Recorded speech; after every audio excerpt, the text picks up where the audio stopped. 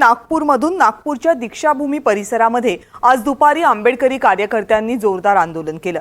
तिथल्या अंडरग्राउंड पार्किंगला स्थानिकांचा तीव्र विरोध आहे। पार्किंगचं सुरू झालेलं काम स्थानिकांनी आंदोलन करून बंद पाडलं। यावेळेस संतप्त कार्यकर्त्यांनी चालू असलेल्या बांधकामाची तोडफोड केली, जाळपोळ केली। जोरदार घोषणाबाजी करत हे आंदोलन सुरू होतं। धम्मचक्र प्रवर्तन दिनाला या ठिकाणी विविध स्टॉल्स उभे राहतात, पण या पार्किंगमुळे या स्टॉल्सना धोका असल्याचं स्थानिकांचं म्हणणं आहे आणि म्हणून त्यांचा पार्किंगला विरोध आहे। शेकडोच्या संख्येनं आंदोलक आज या पार्किंगच्या ठिकाणी जमा झाले होते। शेवटी नागपूरचे पोलीस आयुक्त घटनास्थळी पोहोचले आणि मगच परिस्थिती नियंत्रणात आली। दीक्षाभूमीच्या आंदोलनानंतर या पार्किंगला स्थगिती देण्यात आली आहे। विधानसभेमध्ये उपमुख्यमंत्री देवेंद्र फडणवीस यांनी ही घोषणा केली आणि आंदोलक शांत झाले।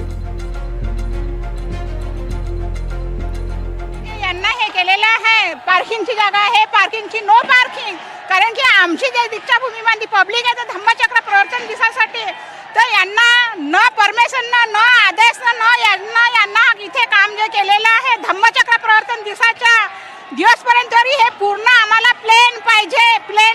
आम्हाला आमची जागा पाहिजे, आम्ही दसऱ्याच्या वेळेस जमा होतो त्यावेळेस आम्हाला इथली जागा नोकर येते। आम्हाला पार्किंग नको। आमची सही घेतली का, आमचा विषय केला का, आमची मीटिंग घेतली का या लोकांनी? नाही। म्हणून आम्हाला आमची जागा पाहिजे आणि आमची दुकानं, गौतम बुद्धाच्या मूर्त्या, बाबासाहेबांच्या मूर्त्या सगळे आमच्या दुनियातला लोक जमा होते। या ठिकाणी दीक्षाभूमीला जे काही अंडरग्राउंड पार्किंग आहे ते पार्किंग करण्यात येऊ नये, याचा कुठेतरी स्ट्रक्चरला धोका होईल अशा प्रकारचं आंदोलन चाललेलं आहे।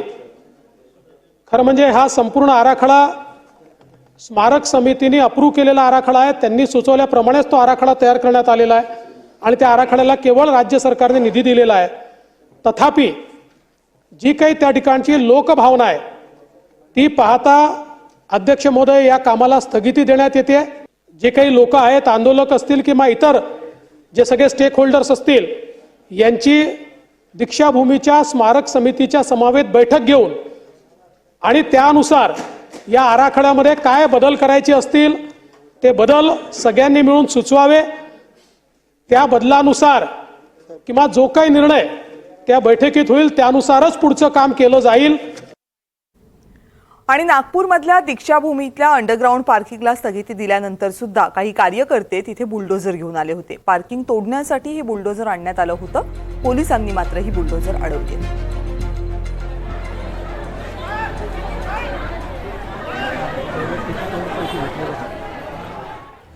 नागपूर महानगरपालिकेनं हा प्रकल्प आणलेला आहे। काय नेमका दीक्षाभूमी पार्किंगचा प्रकल्प आहे ते आपण पाहतोय। नागपूर महापालिकेनं आणलेल्या या प्रकल्पासाठी टेंडर्स काढण्यात आली होती। प्रकल्पासाठी 2.5 एकर जमीन वापरली जाणार आहे आणि याच प्रकल्पाबद्दल उपमुख्यमंत्री देवेंद्र फडणवीस सध्या बोलतायत। विरोध ठेवून अशा प्रकारची कामं करायची नसतात। म्हणूनच जोपर्यंत सगळ्यांच्या शंकांचं समाधान होऊन त्या ठिकाणी आराखडा अंतिम होणार नाही तोपर्यंत कुठलंही काम त्या ठिकाणी करण्यात येणार नाही।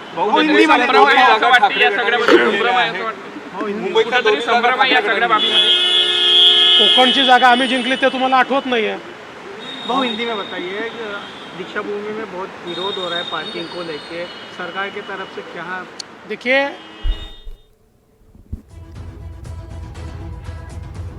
दीक्षाभूमी पार्किंग प्रकल्पासाठी एकूण 2.5 एकर जमीन वापरली जाणार आहे आणि या प्रकल्पासाठी 50 कोटी रुपयांचा खर्च येणार आहे। 30% काम जवळपास प्रकल्पाचं पूर्ण झालेलं आहे। त्यानंतर लोकांचा उद्रेक झाला आणि प्रकल्पाला स्थगिती देण्यात आलेली आहे।